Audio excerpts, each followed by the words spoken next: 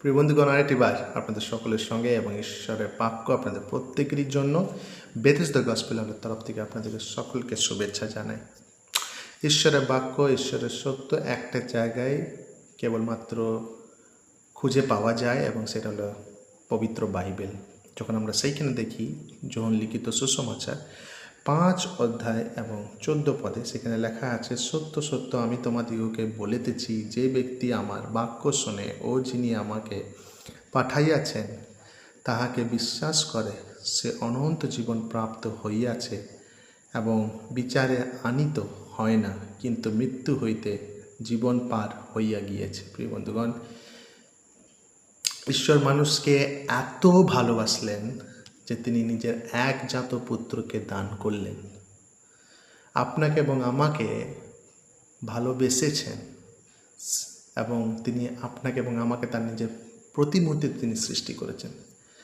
কিন্তু যখন আমরা ঈশ্বর থেকে দূরে সরে গেছি, তার বিরুদ্ধে পাপ করা আমাদের স্বভাব, ঈশ্বর বাক্য বলে আমরা তার সন্তান আর নই। যখন আমরা তার বিরুদ্ধে পাপ করেছি, তার সন্তান হয়ে আর জীবনযাপন আমরা করতে পারছি না, আমরা শয়তানের সন্তান হয়ে আমরা জীবনযাপন করছিলাম এবং আমরা পাপে পরিণত হয়েছি। আমরা সকলেই পাপ করেছি।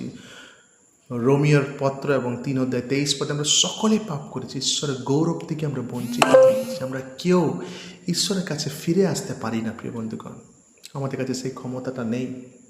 সেই ক্ষমতা আমরা হারিয়ে ফেলেছি। সেই যোগ্যতাটুকু আমরা হারিয়ে ফেলেছি। আমরা আসার কোনোদিনও যোগ্যতা নেই ঈশ্বরের কাছে ফিরে আসার।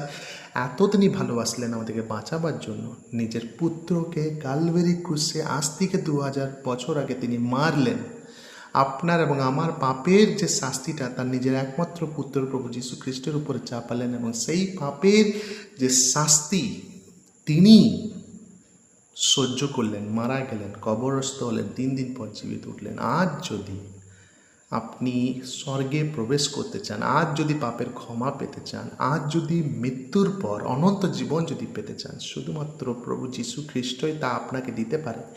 যদি আপনি নিজেকে পাপী বলে যদি প্রভু যীশু খ্রিস্টের কাছে এসে যদি স্বীকার করেন এবং তাকে যদি বলেন যে আমি পাপী, প্রভু যীশু তুমি আমার পাপকে ক্ষমা করো, তোমাকে প্রভু এবং মুক্তিদাতা বলে আমি গ্রহণ করলাম, কারণ আমি জানি তুমি আমার পাপের জন্য মরেছ, কবরস্থ হচ্ছ, 3 দিন পর জীবিত উঠেছিল। আপনি যদি এই বিশ্বাস করেন এই বিষয়কে, আপনি অনন্ত জীবন পাবেন, পাপের ক্ষমা পাবেন এবং ঈশ্বর আপনার জীবনকে সুরক্ষিত করবে।